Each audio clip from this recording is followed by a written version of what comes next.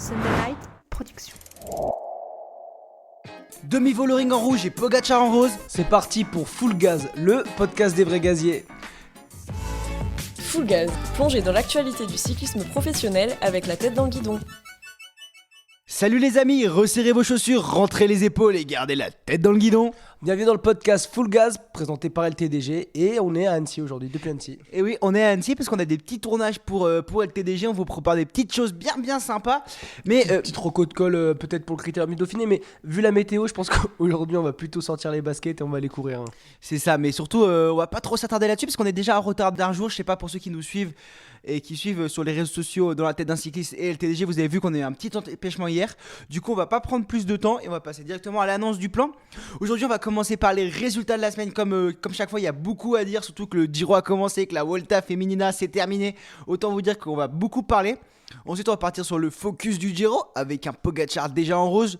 Ensuite on va enchaîner sur le débat de LTDG. Est-ce que Pogacar il en fait pas trop là, à faire le malin, essayer de faire les coups du kilomètre et tout? On va essayer d'y répondre.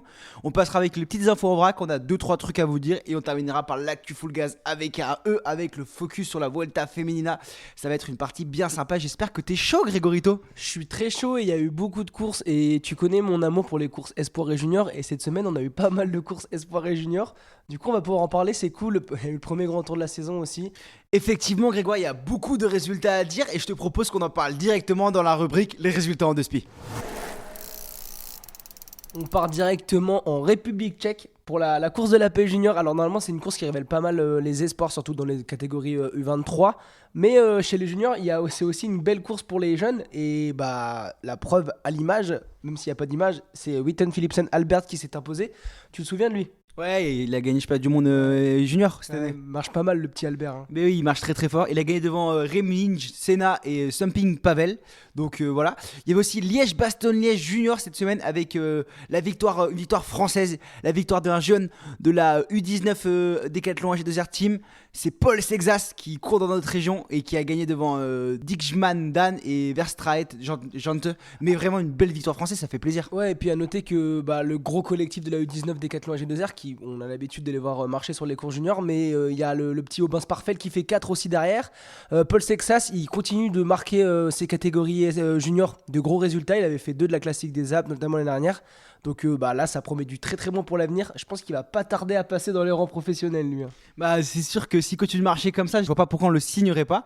Il y avait aussi une autre course, cette semaine, une autre course espoir cette fois-ci. C'est la ronde de l'Isard. Alors, c'est pas une course espoir, c'est une 2.2, mais effectivement, ça révèle souvent des espoirs. Ouais. Oui, pardon, c'est une course 2.2 avec quasiment que des espoirs. Et d'ailleurs, c'est Van Bunken Darren qui a gagné devant Widar Jano et Yusing Meno. Grégoire, tu me laisses des noms que je connais pas et qui font mal à la tête à lire. Mais le petit Widar Jano, tu te rappelles pas de lui, tu le connais pas? Eh bah, comme ça, non là. Et ben, ce gars, c'est lui qui a gagné la classique des Alpes l'année dernière. C'est un petit wallon, donc ça fait plaisir. On voit pas souvent des wallons comme ça à ce niveau-là. Il fait encore 2 sur une 2.2 là. Il avait gagné la classique des Alpes, qui est une course qui va montrer les meilleurs juniors en montagne. Et ouais, non, c'est cool de le revoir à ce niveau-là. Ensuite, on passe en. À noter aussi, je voulais te le dire, pardon, excuse-moi, je te recoupe, mais il y a le petit Joseph Pidcock, le petit frère de Thomas, qui a gagné la dernière étape. Ok, trop cool, pas mal. Ça marche chez les Pitcock, il y a du sang qui fait rouler vite.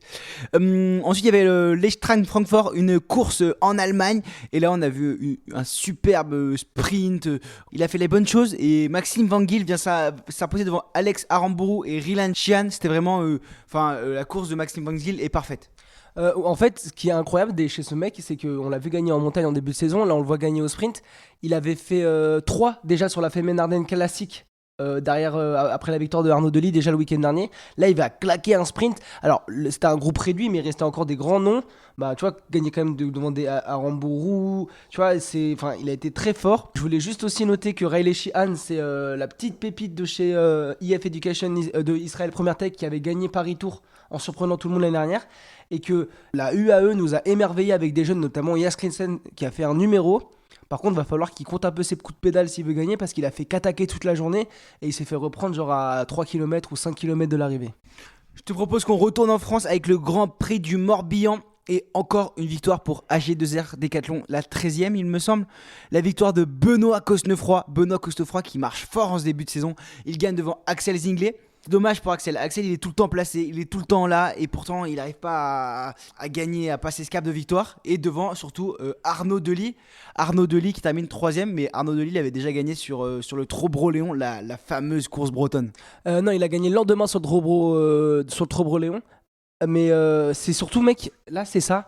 Je suis en train de compter 1, 2, 3, 4, 5. 5e, 2e place de la saison pour Axel Zingler.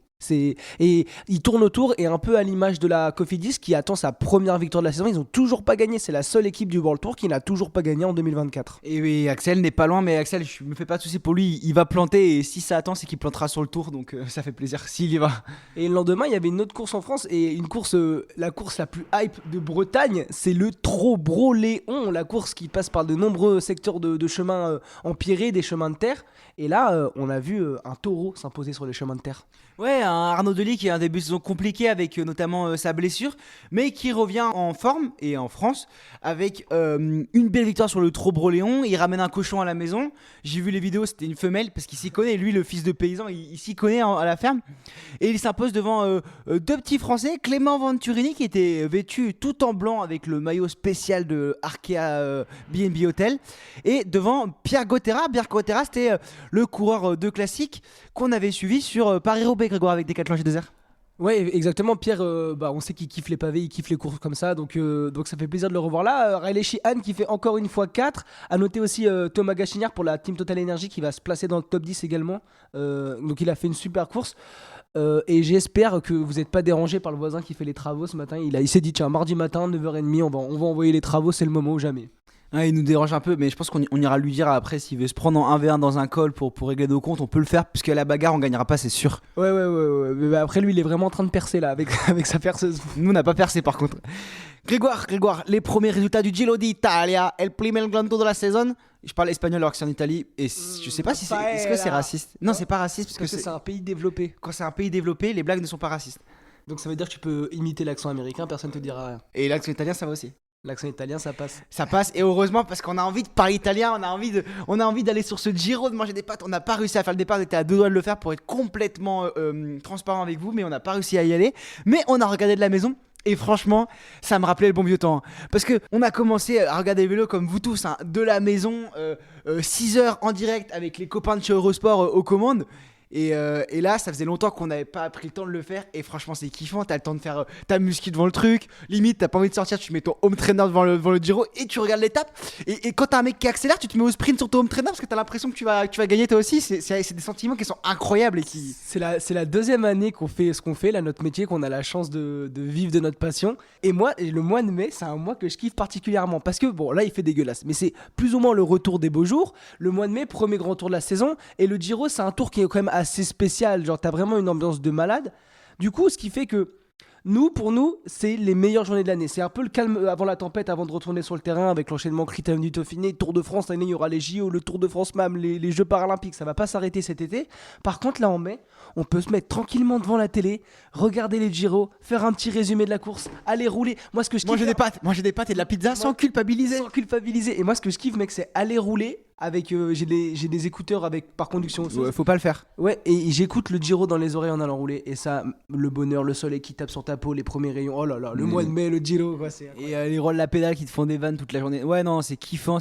Et du coup, bon, on va vous parler des résultats parce que là on a parlé plutôt de l'ambiance, mais les résultats, c'est Narvaez qui prend le premier maillot rose après s'être accroché comme un malpropre à la route Pogacar dans la dernière montée sur l'étape 1, et il passe pas un relais à Pogacar et il le tape au sprint, et il gagne devant Charman et Tadej Pogacar qui en a trop fait et qui prend pas le premier maillot rose, qui gagne pas la première étape et qui termine seulement 3ème. Mais on aura le temps de revenir là-dessus. Je te propose juste que tu énonces le résultat de l'étape 2 avec cette fois-ci un Poggi impérial. Poggi, l'étape 2, il a pas fait dans la demi-mesure. Il est allé s'imposer. On y reviendra, mais il a pas été aussi fort qu'on pensait. Il s'est imposé par contre devant un Daniel Felipe Martinez qui est très chaud, et devant Geraint Thomas, tout simplement. Qui est très chaud aussi d'ailleurs, parce qu'il est terminé dans le même temps.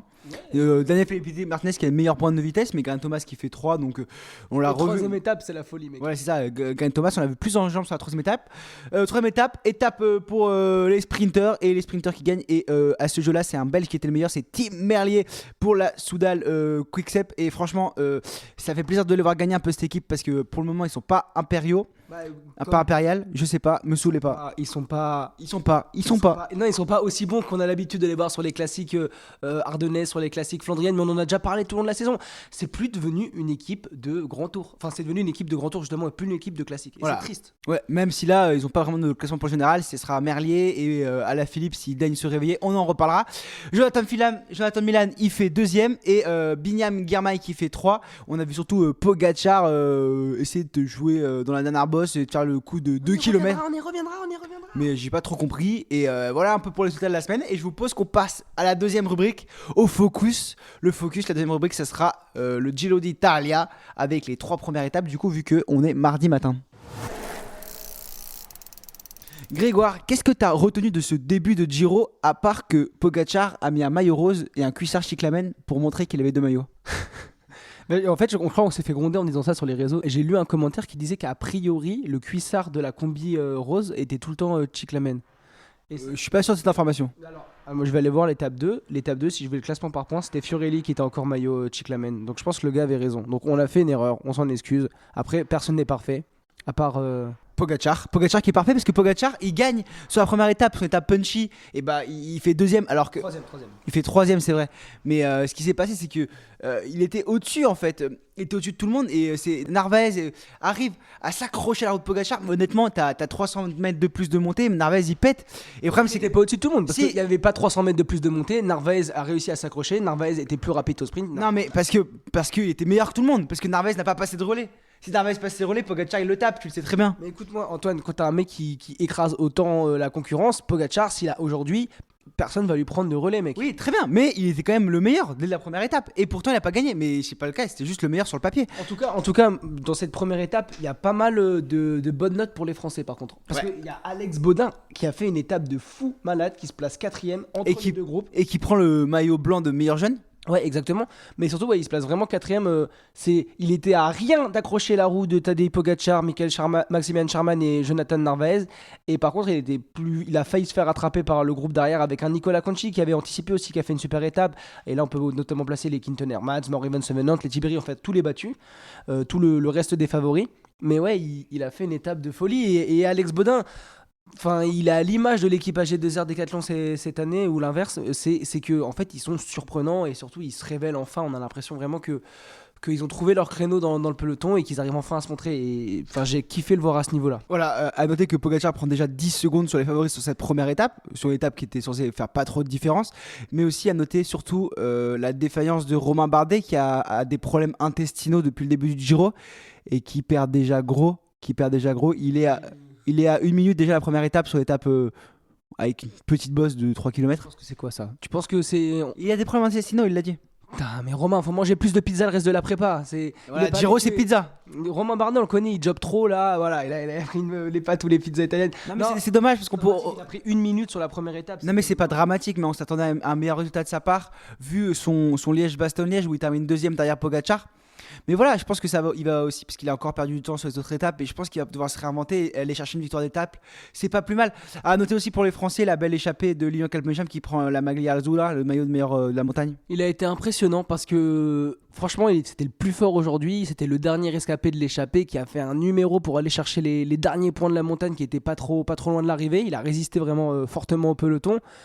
Il s'est pas mal fighté avec Fiorelli toute l'étape parce qu'en fait Fiorelli voulait faire tous les points, les sprints intermédiaires, les points de la montagne, et Calmejane c'est un briscard, tu vois, il connaît les échappées et ça lui a pas plu. Normalement on partage un peu les points dans les échappées pour qu'il y ait une bonne entente, que tout le monde prenne ses relais en se disant bah toi tu vas aller prendre les points du sprint intermédiaire, toi les points de la montagne, on essaye de se laisser un peu. Et au final il a attaqué avec Gebretzabir, il a lâché Fiorelli et bah, après il a lâché Gebretzabir et il est allé chercher le maillot Azzurra, la Maglia Azzurra, mais avec les tripes. Ça promet de la suite et surtout j'ai bien aimé son intelligence dans la course. C'est que je pense que Lilian, c'est l'un des gars qui peut aller chercher une victoire sur les 3 grands tours si il a réussi à s'imposer sur le Giro. Le seul moyen de s'imposer sur le Giro, c'est d'aller remporter une étape. Il a très bien compris que aujourd'hui dans le vélo actuel, les échappées vont de moins en moins au bout, et si l'équipe UAE et Ineos ont décidé que ça n'irait pas au bout, peu importe l'échappée qu'il y a devant, ils ont tellement une armada énorme que l'échappée n'ira pas au bout. Ça veut dire qu'il avait la Maglia Azzurra, il aurait pu aller remarquer des points le lendemain, mais c'est dit non, je vais me reposer. Il n'est pas retourné en échappée le lendemain. Donc il a porté la Maglia Azzurra sur la première étape en faisant un bon numéro, il a montré à tout le monde qu'il était en forme. La première étape d'un grand tour, ça me permet de monter un peu les forces en présence, toutes les équipes vont contrôler, ça se place un peu dans le peloton. C'est pareil dans les échappées, on montre qui a les cannes. Et aussi pour revenir sur les Français, c'est pas des déceptions, mais des gens qu'on aurait pu attendre à un meilleur niveau. Je pense à la Philippe et à Aurélien Paré-Peintre, qui, voilà, ça aurait été une première étape qui aurait pu leur correspondre pas mal.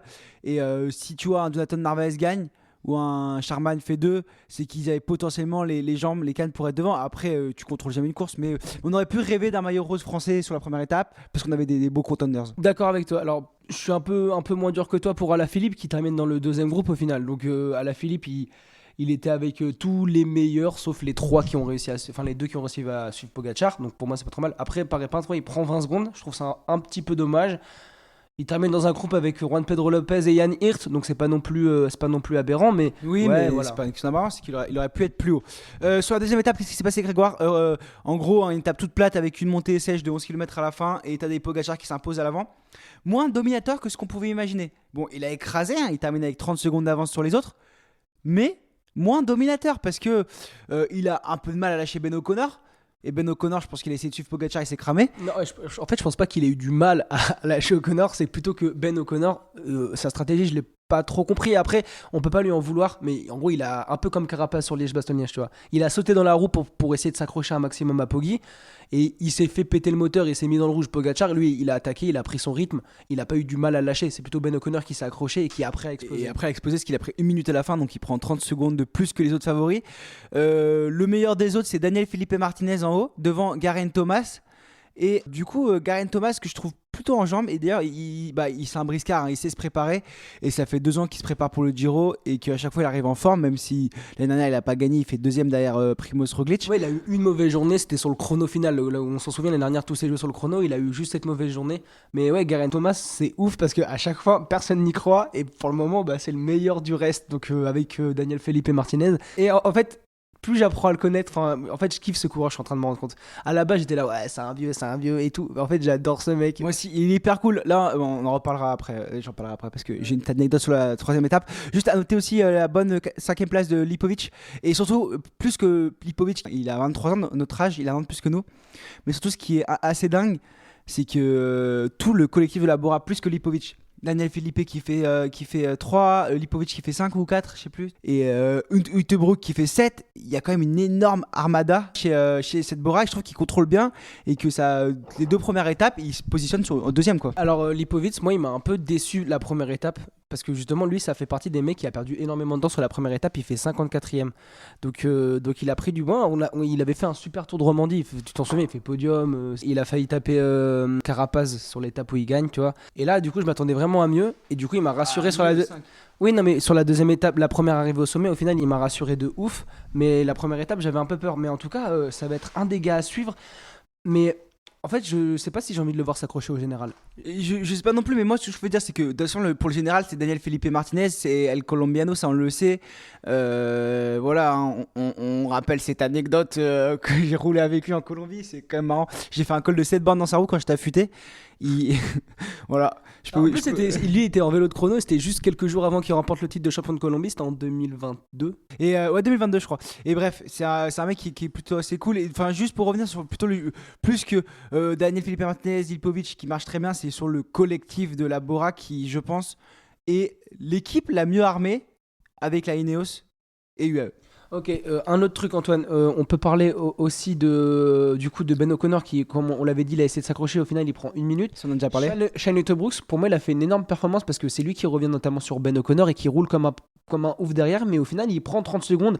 Et juste derrière, dans le groupe, avec la belle surprise de Mikel Storer, qu'on n'attendait pas à ce niveau, et aussi Einar Rubio, qui va être peut-être la carte en fait pour jouer le classement général chez Movistar. On avait parlé de Quintana, mais ce sera peut-être Einar Rubio. C'est sûr que Quintana, il revient de blessure et il revient en World Tour. C'était sûr qu'il n'allait pas jouer le général.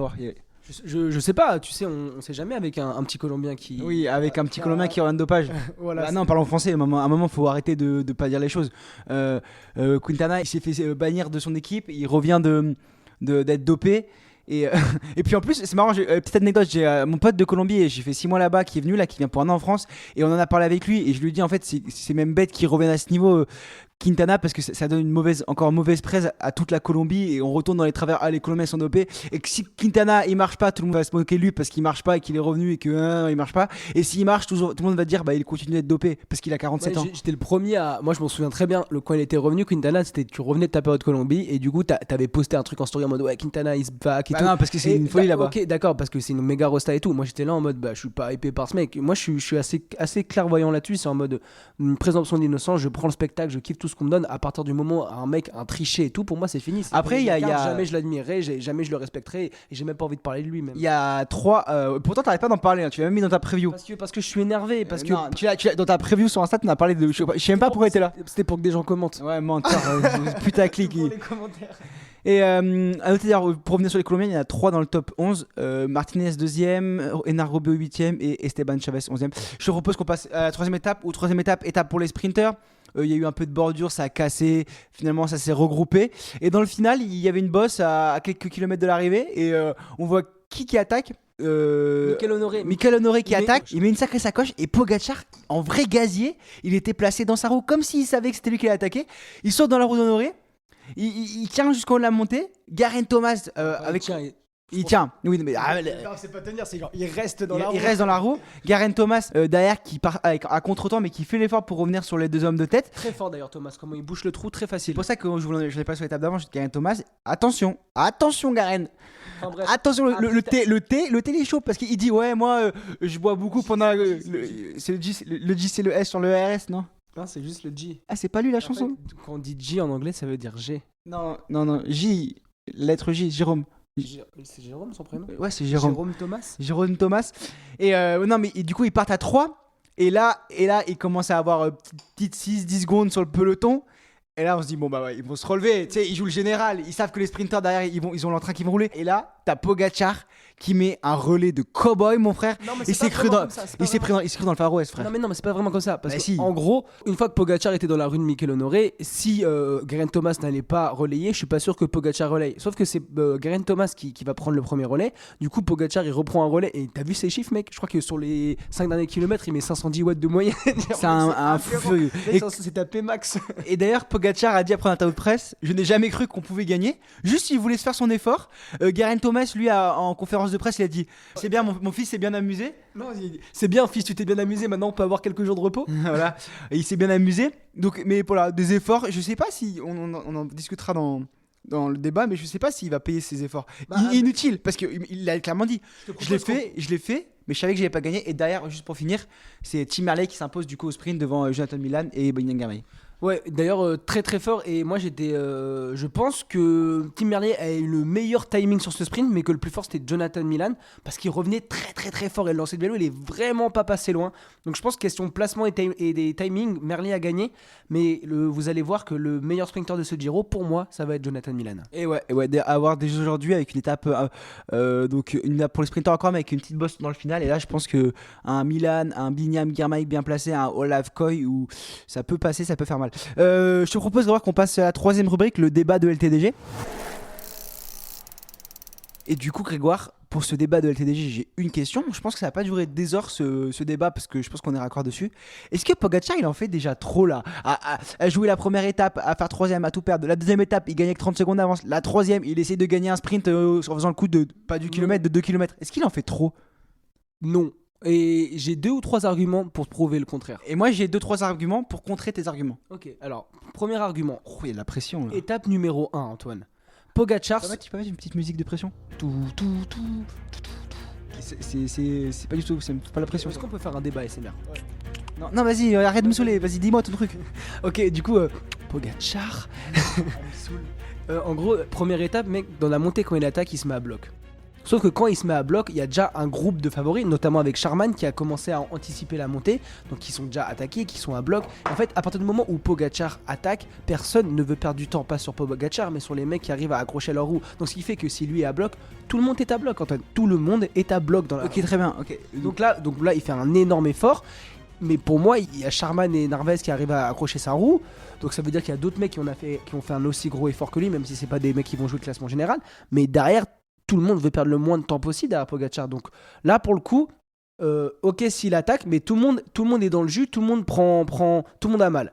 Donc il y a ça. Déjà, pour moi, quand Pogacar accélère, tout le monde est dans le rouge. Donc ça veut dire que pour tout le monde, c'est pareil, la fatigue.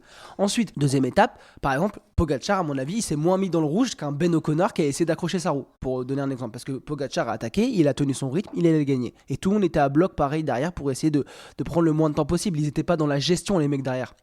Le seul truc dans lequel on peut dire il en fait trop, c'est sur l'étape d'hier, où en gros, il va suivre l'attaque de Mickaël Honoré. Mais quand tu regardes les images, au moment où Mickaël Honoré met son énorme sacoche, parce qu'il a mis une énorme attaque, Pogacar était placé, mais royalement, il était juste dans la roue. Donc en fait, il a juste eu à suivre, entre guillemets. Donc il était dans la roue et il suivait. Et après, il a pris des relais, mais ça a duré 5 minutes. Donc Ok, il s'est fait mal aux jambes, mais limite, c'est un déblocage. Ok, très bien, c'est ce qu'il a dit, il a fait un bon effort. Mais c'est là où je suis d'accord avec toi. Pour le Giro, ses efforts ne vont pas lui coûter le Giro. Mais par contre, si on regarde plus loin, ça peut lui coûter le Tour de France. Si il se crame sur le Giro tous les jours, en plus on sait que le Giro c'est un grand tour compliqué, que la méthode n'est pas toujours facile. Si tous les jours il se met des sacoches 21 étapes, est-ce qu'il aura le temps de bien récupérer et d'arriver en pleine forme sur le Tour de France? Parce que en vrai, le Giro, il va le gagner, on le sait. Sauf chute ou sauf chute, maladie ou attaque de zombies, on l'a déjà dit. Et à part ça. Après, mais je connais des zombies, ils sont énervés en ce moment. Ouais, mais ils sont pas en Italie encore. Ça gronde. Non, ils sont encore au nord du mur. D'accord, mais ça gronde dans les abysses là en ce moment. Non, mais il y a Daenerys qui arrive. Je te jure, mon pote. Non, là, oui. Sauron, il est en train de. Non, vas-y. Et du coup, pour moi, pour le Giro, il n'y a pas de souci. Il va gagner. Par contre, à un moment, Poggi, tu veux gagner le Giro, tu veux gagner le Tour. Tu peux pas faire les mêmes erreurs que tu as fait l'année dernière. L'année dernière, il s'est cramé toute la saison en faisant toutes les courses, en voulant tout gagner. Bon, il s'est fait le scaphoïde. Il a eu une mauvaise préparation pour le Tour de France. Mais là, il court parfaitement cette saison. Il en fait pas trop, il court pas trop, il gagne tout. Non, et pourtant, c'est le débat. Là, hier écoute-moi. c'était trop. Et du coup, pour le Giro, il peut faire ça. S'il vise que le Giro, il peut attaquer tous les jours, il sera au-dessus des autres. Par contre, si derrière, il y a le Tour de France qui enchaîne, il y a qu'un mois de récup entre les deux. Hein.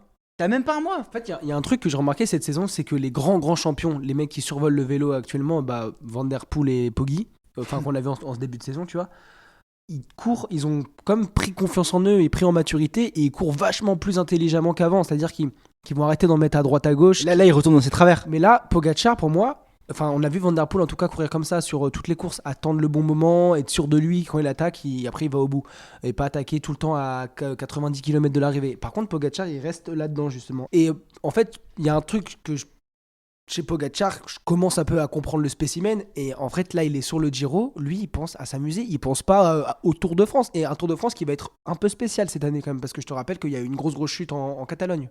C'est vrai avec Jonas Vingegaard, Remco Evenepoel et Primoz Roglic pris dans cette chute et qui sont toujours en récupération de cette chute. Je te propose de voir qu'on s'arrête là pour le débat d'LTDG, on en a eu pas mal. C'est-à-dire pour moi, pour le Giro, ça va pas poser de problème et pour le Tour, je pense pas non plus que ça va lui coûter des choses au Tour. Ok, moi j'ai pour les jeux derrière, tu vois.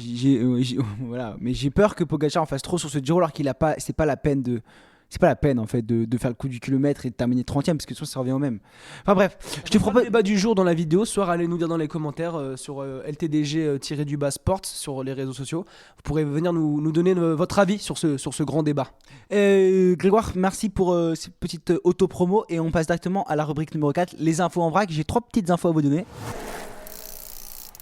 Pour commencer, Grégoire, Simon Kier qui abandonne le Giro d'Italia parce qu'il a une petite blessure au genou. Voilà, donc le grimpeur de la IF qui ne continuera pas, qui aurait été une bonne carte pour gagner en échappée.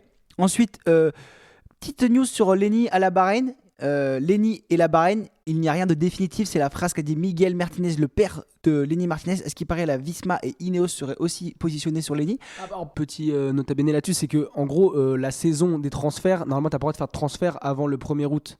Donc normal qu'ils temporisent, ils sont obligés légalement de temporiser. Non, ils sont obligés de temporiser, mais s'il y a un accord qui est fait, l'accord il peut être fait, tu vois. Juste Potentiellement, il laisse ouvert les portes parce que peut-être que 4 millions c'est pas assez Bon, alors si la FDJ ils sont en train de revoir leur partenariat, je crois, si la FDJ veut rajouter 10 millions sur le budget annuel, ils SVP. pourront peut-être garder Lenny. T'as pas des contacts chez FDJ toi pour qu'on garde Lenny en fait, France? J'ai un pote qui était accro au jeu d'argent, donc si tu veux je peux l'appeler, peut-être qu'il connaît du monde là-bas. Peut-être qu'il a mis 1 million d'euros dans. 1 million d'euros, ça pourra payer le salaire de Lenny. Non, il en faudra encore 2 autres. Oh putain, on le gardera pas en France. Lenny, ce qui est sûr, c'est qu'il partira à l'étranger et c'est trop cher. Autre petite nouvelle, Peter Sagan, retour sur la route, sur le Tour de... La rêve de Zinzin, c'est le petit là sur les réseaux sociaux. Oui, Et voilà, information vélo à présent. Oui. Peter Sagan sera de retour au vélo avec son équipe. Et il sera de retour avec l'équipe de son frère sur le Tour de Hongrie, lui qui avait mis fin à sa carrière sur route. Il fait juste ça en préparation des Jeux Olympiques de VTT. Voilà, Peter, si tu passes par là, on t'embrasse. Petite bise à Peter. Et je te propose que on se passe un dernier relais pour... j'ai joliment dit. Attends, je le refais, je le finis. Après. Je déteste tous ces jeux de mots. Ok. Le vélo, on en voit 10 000. Ok, attends, je tente une nouvelle transition. Et je te propose qu'on secoue le coude et qu'on passe un relais pour aller analyser la Vuelta Femenina dans l'actu Full Gas avec un E. Est-ce que Gregorito, t'es chaud? Allez, c'est parti. On va parler des filles. Vuelta Femenina, donc c'est parti, une grosse semaine, premier grand tour de la saison, la Vuelta Femenina, donc le Tour d'Espagne. Et avant ça, je te propose qu'on parle du Grand Prix du Morbihan féminin, parce que Greg, t'avais d'en parler, je t'ai vu que t'étais sur la liste. Mais attends, je l'ai regardé, j'étais gueule de bois samedi matin, j'allume la télé à 11h, il y avait le Grand Prix du Morbihan, et c'était une course de malade, mec. J'allume la télé, t'avais Jadeville, Victor Berthaud, avec Martha Larche et Yanina Kusova à l'avant. Et Sylvia Persico, parce que... Oui, et il y avait ensuite, non, Gasparini il était derrière. Et en gros, il y avait la team UAE-ADQ qui était piégée. Et dans la bosse, à l'avant-dernier tour, Persico, elle fait le trou, elle bouche 30 secondes facile, genre. Et après, elle va s'imposer au sprint devant Victor Berthaud qui était pas loin. Lâche Merta qui... Elle passe pas loin. Et Berthaud, c'est notre petite française qui est tout le temps placée depuis le début de saison pour la Cofidis. Et oui. Elle vole avec son maillot bleu-blanc-rouge. Et oui. Et puis il y en a une que j'adore en ce moment aussi, c'est Jadeville. Elle est tout le temps à l'attaque, vraie gazière. Ça, c'est la van life qui fait marcher. C'est la van life, ouais. Allez la suivre sur ses réseaux, Jade, parce que franchement, j'adore son mood de vie. Un peu van life, elle part en camp d'entraînement avec son copain Léo Bouvier en ce moment. C'est le poteau Léo Bouvier qui avait fait des bons résultats autour de Turquie. Et en gros, Jade, le jour d'avant, elle avait fait podium sur une autre petite classique en France, juste à côté, ce qui avait déjà été remporté par Gasparini, une fille de la UAE DQ. Et là, le lendemain, elle fait 4 encore, mais en échappée à l'avant, et c'est elle qui en remettait. Pour moi, Victoire et Jade en ont peut-être un petit peu trop mis en échappée par rapport aux autres. Après, c'est compliqué d'aller chercher une Sylvia Persico. C'est très compliqué, mais ce qui était compliqué surtout, c'était la semaine de course j'ai envie d'en parler. La Vuelta Femina, et j'ai essayé de faire une transition smooth, j'y suis pas arrivé, donc vas-y, de toute façon, je m'en fiche, je fais ce que je veux, c'est mon podcast. Donc, on passe à la Vuelta Femenina directement. Victoire finale de Demi Vollering qui n'a pas fait les choses à moitié. On l'a fait chaque semaine cette blague de toute façon, mais j'ai plus. Tu sais quoi, je te laisse le micro, j'ai plus d'inspiration, j'en ai marre. Ouais, Demi Vollering qui était en manque depuis ce début de saison, qui n'avait pas levé les bras alors que l'année dernière elle avait tout gagné. Et je pense un peu à l'image d'un Pogacar qui n'a pas fait toutes les classiques. Elle s'est dit, moi cette année je vais me concentrer sur les grands tours, je veux gagner les 3 grands tours, il y a les Jeux Olympiques, il y a beaucoup de choses cette année, donc peut-être pas se concentrer sur les classiques printanières. Et elle a remporté magnifiquement. Alors non, c'était quitté sur le chrono, et il y a eu pas mal de choses qui sont passées cette semaine. Il y avait le chrono, vous vous en souvenez, qui avait été remporté par la Lidl Trek, Gaia Realini qui avait le premier maillot rouge de leader du classement général. Gaia Realini, elle a eu des problèmes, elle est tombée, elle a pris une bordure le 4e jour, elle a perdu du temps, et spoiler, c'est pas elle qui a joué le général dans l'équipe Lidl Trek, même si il y a eu une autre coureuse. Je suis en train de faire de la radio, il y a Antoine, il est à côté, il répond à des copains, genre. En fait, on est sur Annecy, donc à chaque fois qu'on va sur Annecy, vous nous envoyez beaucoup de messages, donc je réponds aux gens en leur disant, venez les gars, vous écoutez le podcast, donc se trouve il sera sorti avant ce soir. On va mater le match de Paris Saint-Germain dans le centre de la ville parce qu'on aime bien le foot, donc les amis, venez avec nous mater le match, et aussi organisons un run LTDG, mais je vous donne pas de point de rendez-vous. Bref, voilà, c'était l'instant comme ça. Donc deuxième étape par contre, donc première étape en ligne, on a vu une victoire surprise d'Alison Jackson devant Kata Blancavas et Caroline Schwinskel. Alors l'étape, on attendait Charlotte Kool ou ou Marianne Vos devant. Sauf qu'en fait, Charlotte Kool, il y avait une bosse à 30 km de l'arrivée. Il y a la Visma Leasebike qui a mis un gros tempo. Et du coup, Charlotte Kool, la sprinteuse, n'a pas passé la bosse. Elle a jamais réussi à rentrer dans la deuxième partie de la fin du circuit qui était plutôt descendant. Et donc Marianne Vos a été prise aussi, elle, dans une chute à quelques kilomètres de l'arrivée. Ce qui fait qu'on a eu un sprint sans les deux grandes favoris, les deux meilleures sprinteuses du peloton. Et c'est l'ancienne vainqueur de Paris-Roubaix qui s'est imposée. Et voilà, Alison Jackson qui s'impose sur la deuxième étape, la première étape après le chrono par équipe. Et magnifique, petite danse, petite célébration. C'est la deuxième victoire majeure de sa carrière. Elle qui avait eu du mal à confirmer après son Paris-Roubaix. Et ça fait plaisir de la voir souriante, toujours autant souriante. Mais voilà, ensuite sur l'étape 3, on a les sprinteuses qui vont arriver à se faire une place dans l'emballage final. Et c'est Marianne Vos qui s'impose devant Charlotte Kool, on l'a dit, c'était les deux meilleures sprinteuses. Et d'ailleurs, Marianne Vos va remettre ça l'avant-dernière étape, une dernière victoire. Mais attention, parce que là, on passe à l'une des étapes les plus importantes de cette Vuelta à España. C'est la 4e étape où, en fait, on pensait voir une étape toute descendante. Quand on voit le profil de l'étape, amusez-vous à aller le voir, ça descend jusqu'à Saragosse. Et c'est impressionnant, mais en fait, il y a eu une énorme bordure et on a la meilleure française, la meilleure coureuse derrière demi-Voloring sur cette Vuelta à España qui a été piégée, notamment Evita Music qui prend 2 minutes ce jour-là. En fait, elles arrivent à 16, c'est impressionnant, elles arrivent à 16. C'est Kristen Faulkner qui arrive à partir dans une petite bosse avant l'arrivée et qui va aller s'imposer toute seule en faisant un numéro, la IF Education, deuxième victoire de la semaine en gardant 10 secondes d'avance sur notamment Georgia Baker et Marianne Vos qui vont faire 2 et 3. Mais c'est cette étape qui a tout changé avec les bordures. Et je tiens à dire que c'est une étape avec beaucoup de bordures, avec aussi des chutes, mais cette Vuelta elle a été quand même assez chaotique niveau. Je trouve que demi-Voloring, parfois elle courait un peu très mal tactiquement, beaucoup de chutes, des bordures. Il y avait pas mal de rebondissements, c'était vraiment sympa à regarder. Et cette étape 4 là, toute descendante, ça a été vraiment une belle métaphore de ce que je viens de dire. Sur l'étape 5, demi-Voloring qui s'impose au sommet. Première victoire de la saison. Première victoire de la saison pour elle. Et c'est vrai que c'est fou de se dire ça quand on est en mai et c'est seulement la première victoire de la saison pour Demi. L'année dernière, elle a déjà gagné. Elle avait tout gagné. Elle avait gagné l'Amstel. Elle avait tout gagné l'année dernière. Et là, c'est sa première victoire de la saison parce qu'elle a justement utilisé les classiques pour monter son pic de forme et pour préparer la Volta, le Giro et le Tour de France. Exactement, donc doublé néerlandais vu que Yara Kastelein fait 2, troisième Elisa Longo-Borghini et quatrième, je viens de vous en parler, Evita Music qui termine à 39 secondes. Donc là c'est le premier jour où elle prend un petit éclat, mais vous inquiétez pas pour elle, dans la grande histoire de la Volta, elle va réussir à s'imposer. Evita Music qui s'impose du coup sur l'étape numéro 6, elle s'impose 2 secondes devant demi-Voloring et Yara Kastelein. Franchement, trop cool de voir une Française lever les bras. Trop cool pour la FDJ Suez. Qui avait personne à l'avant le jour des bordures. Donc moi, quand j'ai vu ça, j'ai fait elle avait gagné Liège, là ça va être plus compliqué sur la Volta. Et finalement, non, elle remet de ça. Evita Music qui va réussir à s'accrocher. Ça va être la seule à tenir la roue de demi-Voloring. Et la rage aux dents, elle fait un sprint dans les derniers mètres pour aller passer la néerlandaise qui était plus là pour creuser des écarts avec ses autres concurrentes. Vu que Evita Music a réussi à gagner, mais elle avait pris 2 minutes. Et j'ai une petite stat qui fait peur, mais si Evita elle prend pas la bordure sur l'étape 4, et elle aurait été deuxième du classement général. Elle aurait été deuxième du classement général si elle n'avait pas pris les 2 minutes à la. Après, ça fait pas tellement partie d'une course à étapes, les bordures. Avec des si, on mettrait Paris en bouteille aussi, tu vois. Enfin, elle a pris la bordure, il y a une erreur tactique de toute l'équipe d'ailleurs, pas que d'Evita, et elle le paye cher, même s'il y a cette belle victoire qui vient, je dirais pas sauver la Vuelta, mais qui va sublimer cette Vuelta qui aurait pu être encore plus belle. Ouais, et il y a ça, et en vrai de vrai, là, je commençais ma phrase et genre, je sais plus où je vais, tu vois. Ok, donc je te sauve, on va sur l'étape 7, j'ai dit une étape encore pour les sprinteuses, avec une nouvelle victoire de Marianne Vos, qui du coup, décidément, n'a rien laissé au sprint, à part cette étape numéro 2, où il y a eu des chutes. Devant Kristen Faulkner et Elisa Longo-Borghini, à noter que demi-Voloring se place 4ème de ce sprint, pas mal. C'était une étape un peu vallonnée, ouais. En fait, regarde, elles sont 8 arrivées dans le même temps, avec encore demi-Voloring qui arrive avec notamment avec Evita Music, Ryan Marcus, Niam Fisher-Black, mais tu vois, encore une fois, Evita est tout le temps dans le groupe des premiers, quoi. Ouais, Evita, elle était tout le temps dans le top 10, à part l'étape quasiment à part les sprints et l'étape des bordures, donc ouais, non, c'est dommage. Juliette Labousse fait 13, elle avait déjà fait 7 ou 8 le jour d'avant. Juliette Labousse qui a aussi fait.